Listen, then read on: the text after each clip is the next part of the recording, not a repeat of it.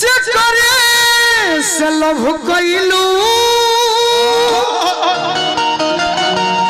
तो ये प्यार की खड़ा होता नहीं। अरे दादा अरे नीमन आदमी बैठियो के कही तो ठीक है कही सही बात हो जाएगा। ओ करे से परेशानी बा।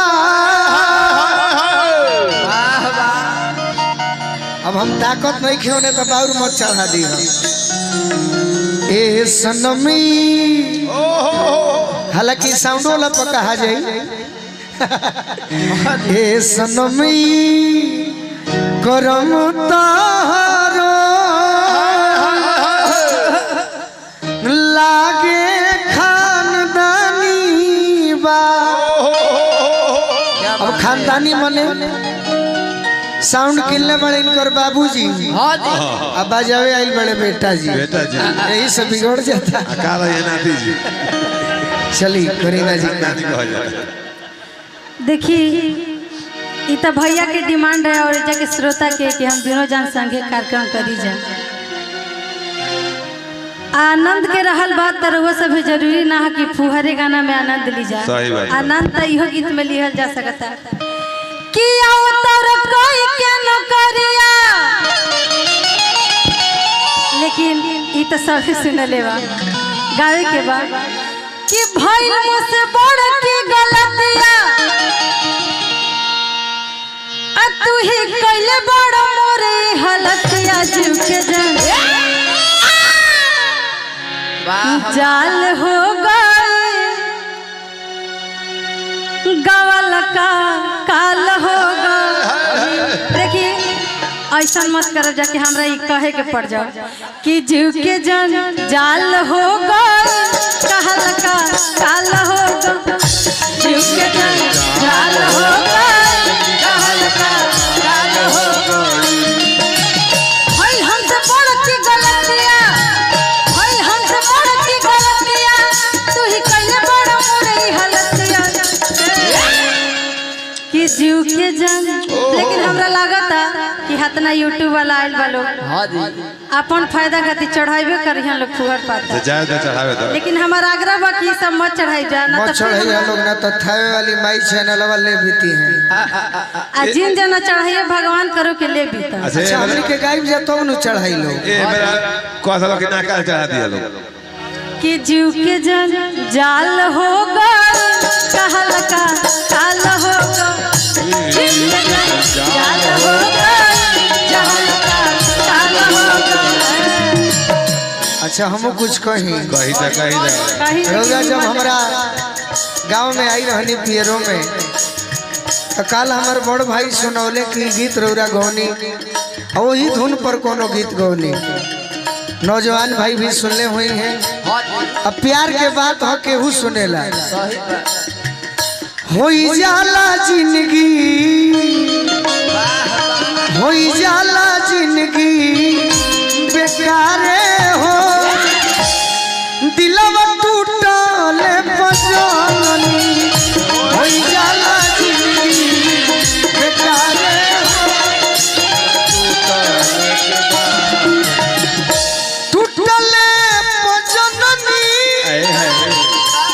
पैसा नहीं खा समरा पैसा ले चल कागज हम धले कागज के नाम हम बोल दे। आशीर्वाद हर दोनों आदमी खातिर बा।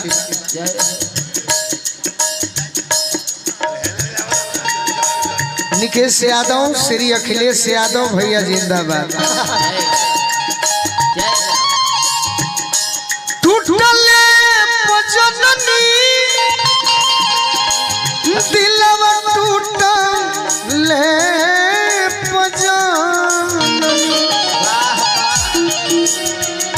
बहुते दर्द देला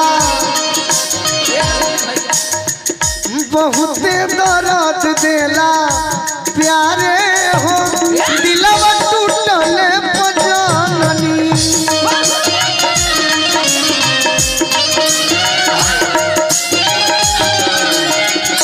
हसल का काल हो गई जीव के जंजाल हो गई।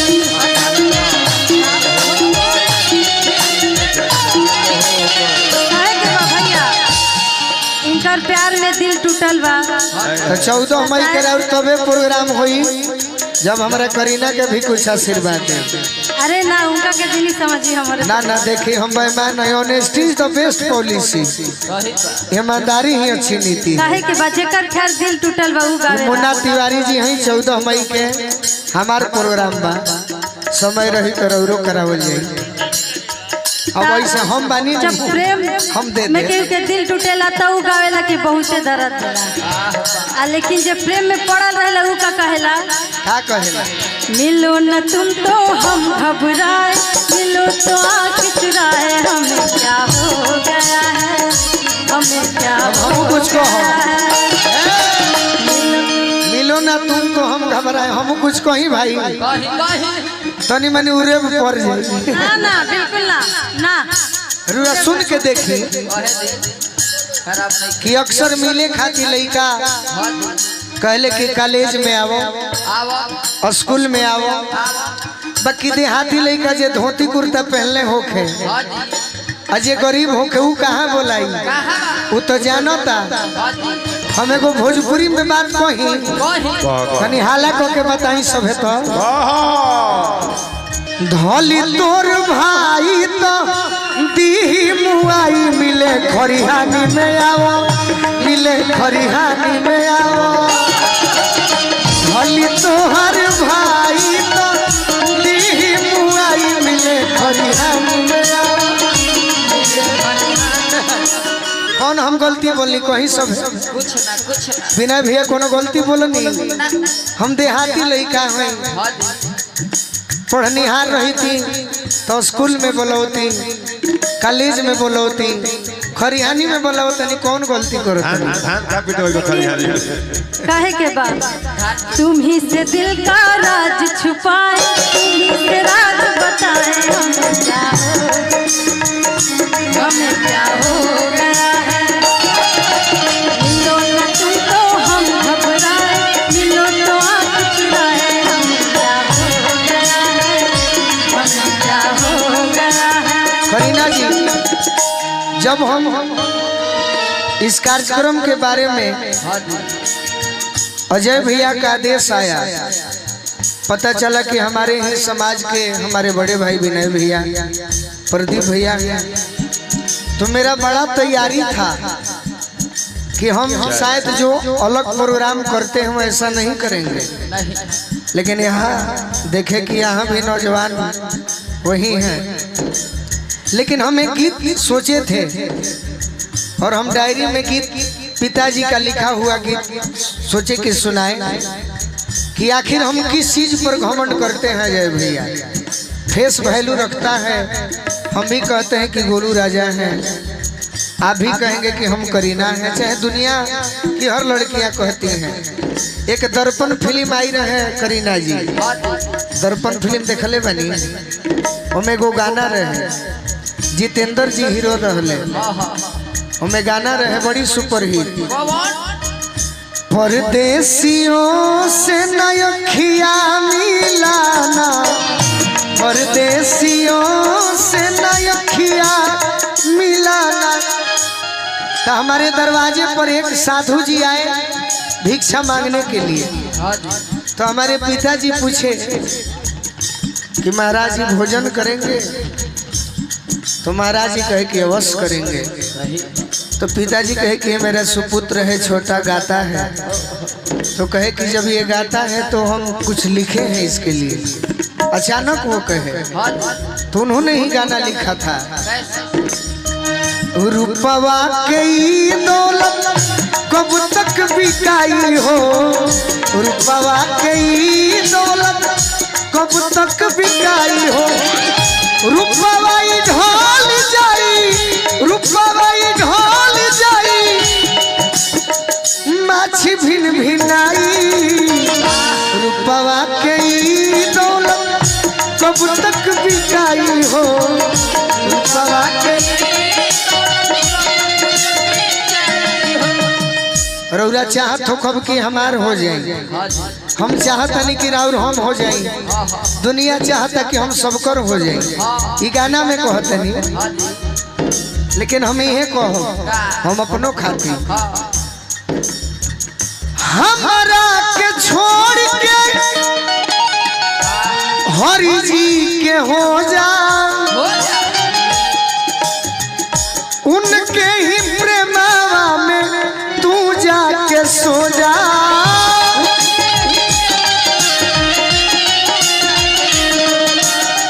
हमरा के छोड़ के हरि जी के हो जा, उनके ही प्रेमवा में तू जाके सो जा। ना तो एक दिन का हुई, तोहरो खाते हुई हमरो खाते हुई।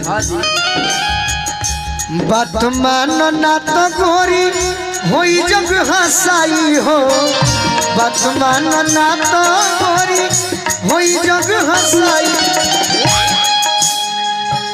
रूपवाई ढोल जाई माछी भिन भिनाई, रूपवा कई अब तक बिकाई हो।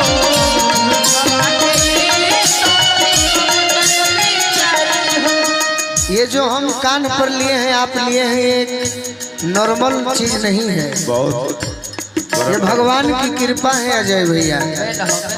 एक एकड़ चुनरी देल हो, भले पैसा से किनाइल होई बाकी जीवन बतबे नु। सही बात है। हरि जी के देल चुनरी दाग जनी लागे, कोई से खाड़ होई पूजा के हरि जी के आगे।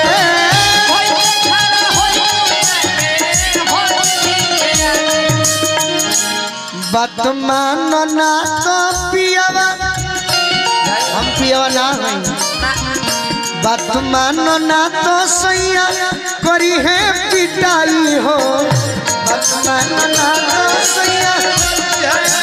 आवा आवा आवा आवा होई रे कहीं रो रो कुछ कहता नहीं कि हरि जी से प्रेम करी, बाकी हरि जी से तो सभी प्रेम करेला, बुरा समय में सही समय में। लेकिन कहे के बाद हरि जी के बाद दूसरा से प्रेम कर लगे। हरि जी के बाद शंकर जी से कहल, आज हरि जी से मिल गई है। अच्छा अपने ही बनाई हालत मेरी,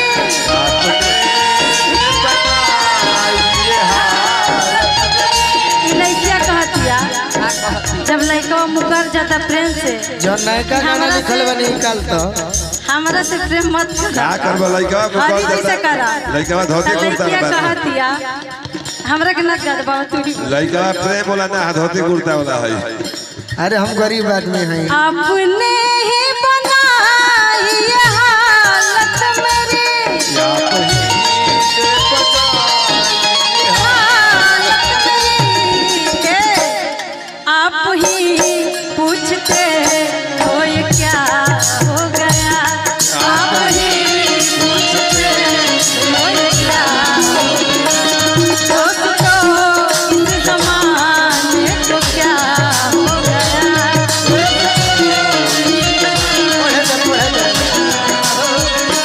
आप ही ने बनाई है हालत मेरी, तनी आगे कर तो आगे कर बबुआ। आप ही पूछते हो ये क्या हो गया, क्या है हमरा बुझाला पूर्वक ना है। World DJ stage life fit drama God the director we are actor. या I understand. World DJ stage life fit drama God the director we are actor. All lovely shots are given to Guru सकोडन का ड्रामा। हमरा English ना आवे। हो जाए। अच्छा तो जाए दे। आपने कहा कि आप ही ने बनाई ये हालत मेरी, आप ही पूछते हो ये क्या हो गया। क्या हो ले बड़े सभे हमार श्रोता समाज उठल बा। देखी कलाकार के सबका खातिर गावे के बा, हर त्योहार में गावे के बा, लेकिन ये महोत्सव हम ऐसा चाहता नहीं कि होखे कि करीब 12 साल 13 साल से ही प्रोग्राम चलत आ रहल बा। तो गोलू राजा, निशा उपाध्याय, करीना पांडे, शोभिता पांडे के चलते, श्रोता के आनंद देवे के चलते इस महोत्सव के नाम खराब मत होखे ई हम चाहतनी।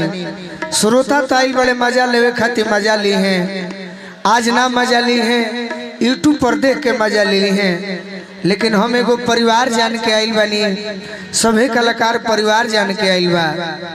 तो कलाकार के भी फर्ज बा कि हमरा ये कुशीनगर महोत्सव के आन बान शान विनय राय जी के चलते, अजय राय जी के चलते, पूरा टीम के चलते बाचा रहो। तो अगर संगे भी अगर उरा सब सुनल चाहतनी तो आज हम क्षमा मांगो। कैसे केहू कि भाई के छोट भाई के बियाह में नहीं खियाई सही बात कि कुछ गाड़ी गा दे, कुछ रोमांटिक गीत गा दे। हम करीना के संग भी वैसने गीत गाई। हाँ, आनंद लेने वाले जो श्रोता होंगे, अगर जो सोना चिन्हने वाले श्रोता होंगे, अगर हम करीना के साथ भी गाएंगे, अच्छा गीत गाएंगे तो ताली बजा कर आशीर्वाद देंगे, ताकि हम ये न कह सके कल मीडिया वाले भाई न छाप दें कि कुशीनगर महोत्सव गोलू राजा के चलते, करीना के चलते, सुभिता के चलते, निशा के चलते खराब हो गया। ना तो हमनियों से कल फालतू कलाकार आवे वाला बड़े उका गई है ना गई है, बाकी सरस्वती के कृपा हो, सभे आगे बढ़े। हम करीना जी से आग्रह करब कि रउरा कुछ गाई, प्यारे सहित गाई, रोमांटिक गीत गाई, रोमांटिक जौन पर्दा में रहे, हमारो पर्दा में रहे। हमार सब गीत पर्दे में होला, तनी मनी दुअर्थी हो जाला। अब हमार नौजवान सुने खातिर बेचैन बड़े, तनी रीढ़ तैन कर काड़ा बा, वही रीढ़ से गावे के बा।